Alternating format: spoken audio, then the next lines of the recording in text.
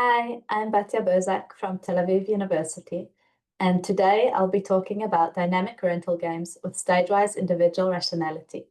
This talk is based on joint work with Rotem and Inbal. So imagine that you own an asset or a piece of equipment that you want to rent out over time, specifically over end days. Every day, a new agent arrives that wants to rent this asset. The agent has a private and additive valuation for a day of rental. So private means that you, the owner of the asset or the designer of the mechanism, do not know the valuation. And it's additive, meaning that if this agent with a valuation of 6 gets the property or asset for 10 days, the value that the agent gets will be 60 for that rental. The valuations are drawn from known distributions known to you, the owner or the designer, and they are independent across the days. When an agent arrives, the designer decides on a rental duration and a payment. During the rental, the arriving agents are turned away. So once you or the designer commit to a certain rental length, this is irrevocable and you can't change your mind in the middle of the rental, even if a better agent arrives in the middle. Once the rental ends, this agent leaves and never returns.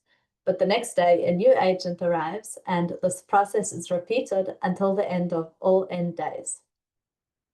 The agent has a valuation V, and they want to maximize their utility. So their utility for a T-day rental is defined as T times V, which is the value that the agent gets, minus the total payments, the sum of the daily payments in this rental. An important feature in our work is that the agents are Stagewise IR, which essentially means that they cannot go into debt, even temporary debt, even if it would be worthwhile in the long run. And formally, we say that their cumulative utility each day must be non-negative at any point in time. The designer, on the other hand, has a daily reward function that depends on both the valuation of the renter on day I and the payment made on day I. And note that this is the renter on day I and not the agent that arrives that day. The designer wants to maximize the sum of their daily rewards. Some example reward functions are welfare, revenue, and consumer surplus, which is the difference between the two. And this is essentially the agent's daily utility. Our goal in our work is to design a rental mechanism that maximizes the designer's expected reward over time, subject to Stagewise IR, which greatly affects how the agent behaves. And it turns out that with Stagewise IR, many of the tools we rely on in classical settings just stop working, and this opens up a whole new set of questions. So in our work, we focus mainly on 4 different reward classes. The first one is welfare-like reward, which are functions that are linearly increasing in the valuation. But actually, our results for welfare-like extend to any functions that are increasing in the valuation. We also consider revenue-like reward, which are functions linearly increasing in the payment. Positive trade-off reward, which is a trade-off between the valuation and the payment, where alpha and beta here are positive. And finally, we consider negative trade-off reward, which is functions where the designer wants agents with high valuations but low payments. And I'll note that for positive and negative trade-off, we focus mainly on finite menu mechanisms, which I will not go into now, and this is mainly for technical reasons. By the way, negative trade-off reward covers the consumer surplus reward example that I gave before.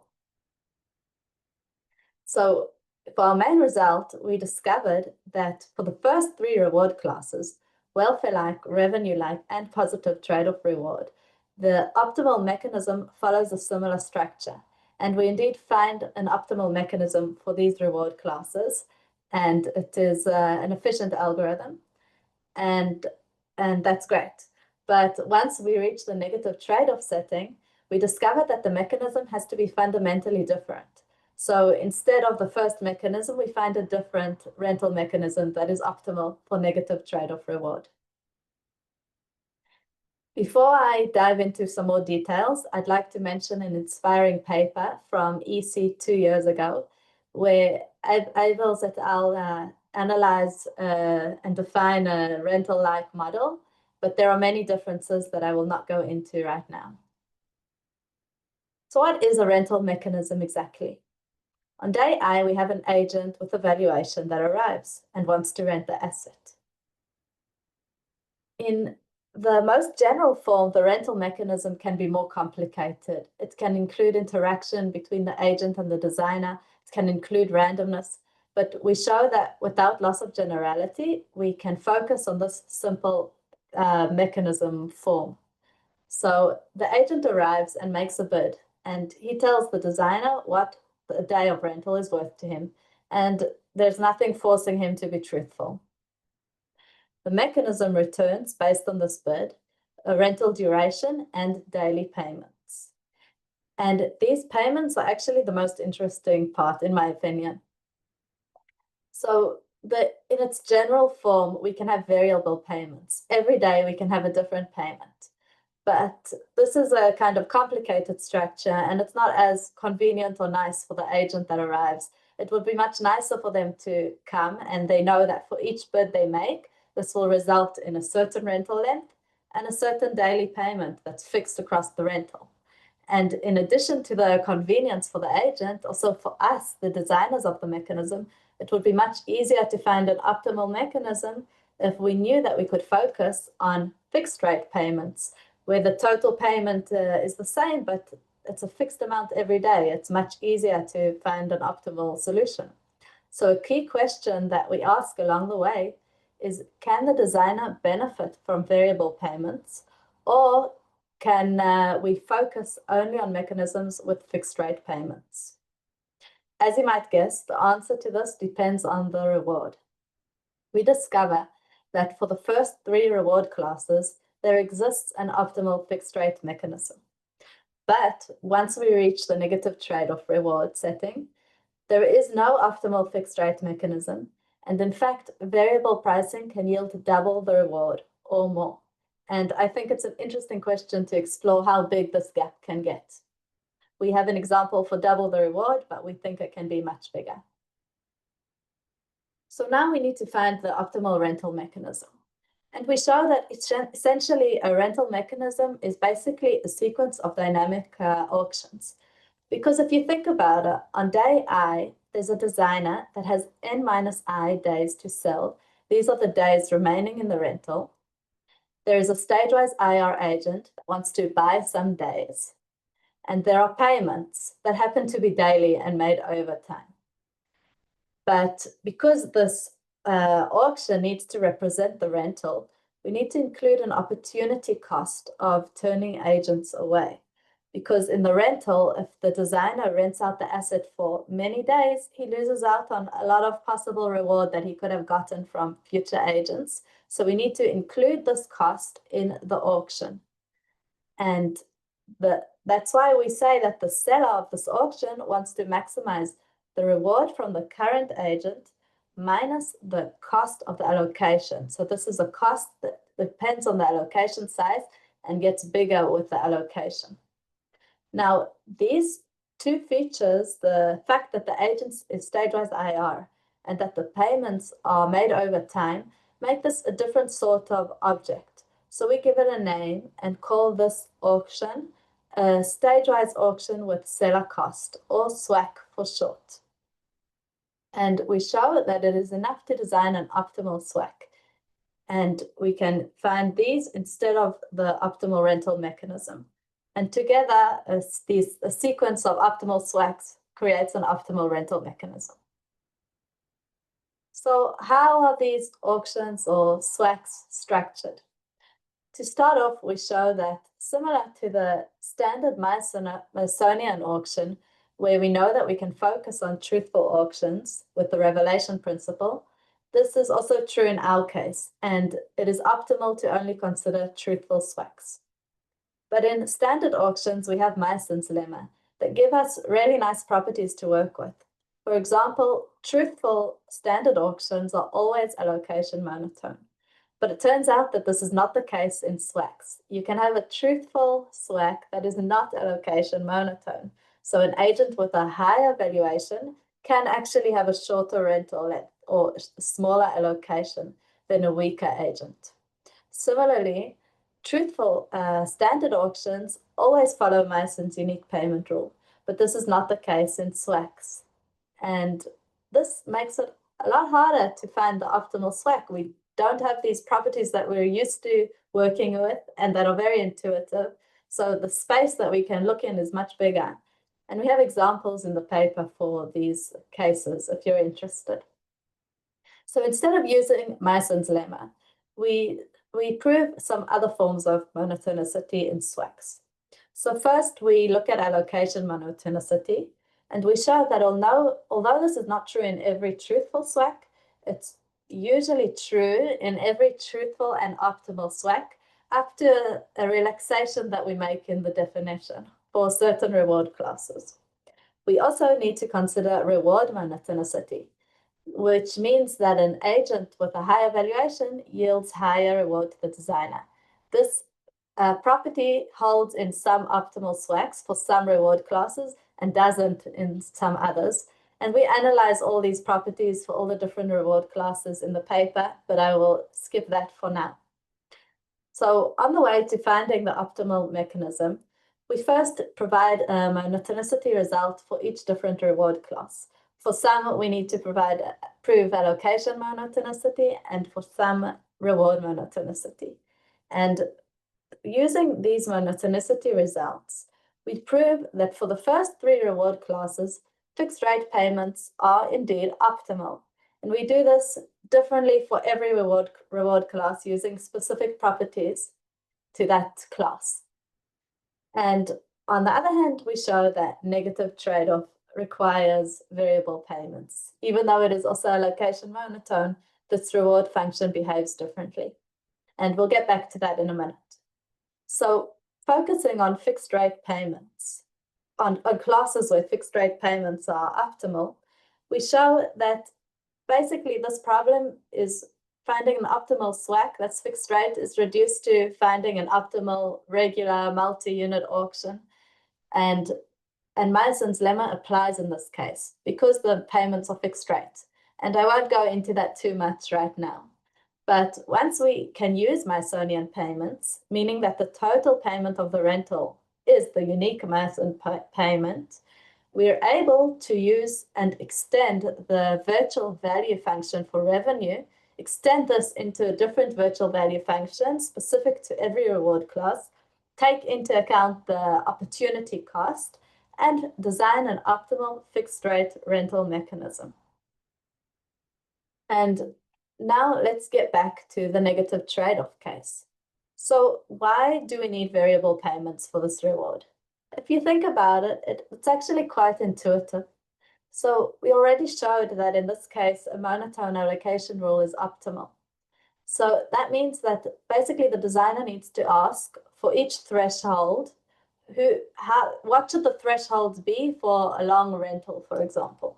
And who does the designer want to get the asset for a long time, or who does he want to get many units? Because this is negative trade-off, he wants an agent with a high valuation, but with low payment. So how does the designer prevent overbidding? For example, say we have a 5-day rental, which is very long, right? 5 days is a long time. And the designer wants only agents with a high value of above 2 to be able to get the rental for this long. If the designer has to use fixed rate payments, the only way to prevent overbidding is to charge a payment of 2 every day of the rental. And this means that if an agent with a value of V prime arrives, with V prime being higher than 2, and rents this asset, the designer's reward would be this green area, specifically for consumer surplus, which is a V minus P. This would be the designer's reward from this rental. But if the designer is able to use variable payments and charge a different payment every day, and he doesn't need to charge 2 every day to prevent overbidding, he can simply charge 2 on the first day. This alone, due to Stagewise IR, will prevent a weaker agent from overbidding, because if they have a value below 2 and they make this bid, then on the first day they'd go into negative utility, which is not possible. And if this is the payment structure and an agent with value V prime arrives, the designer gets a strictly higher reward for this rental, which is great. So in fact, we show that this is the optimal payment structure for negative trade-off, charging a sort of threshold payment on the first day, which filters out the strong agents, and then there is no longer any need to charge anything more on the remaining days of the rental. So although we can't use license payment, we did identify a different optimal payment structure.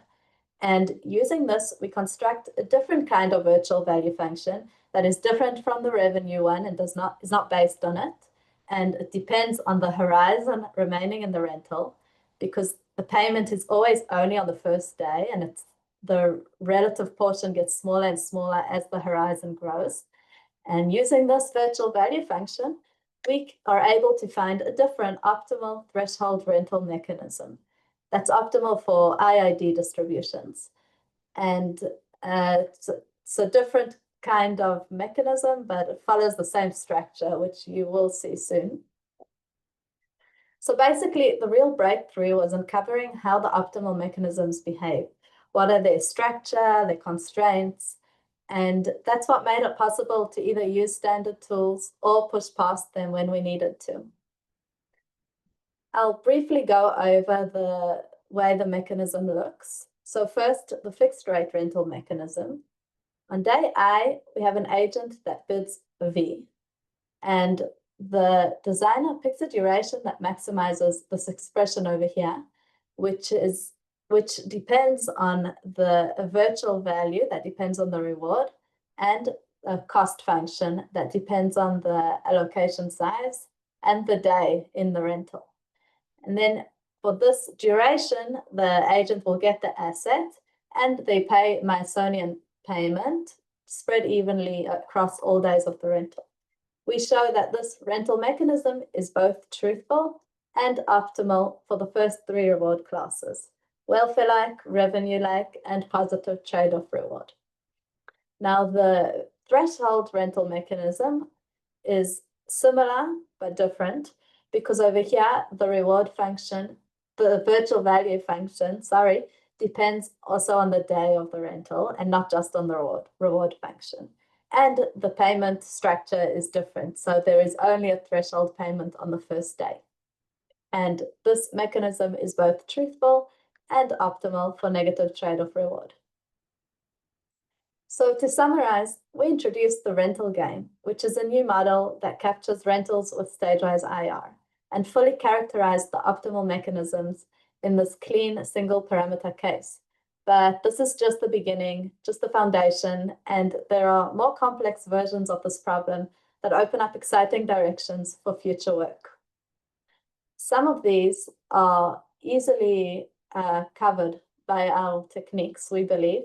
For example, having multiple agents arrive every day, or agents that are able to make down payments.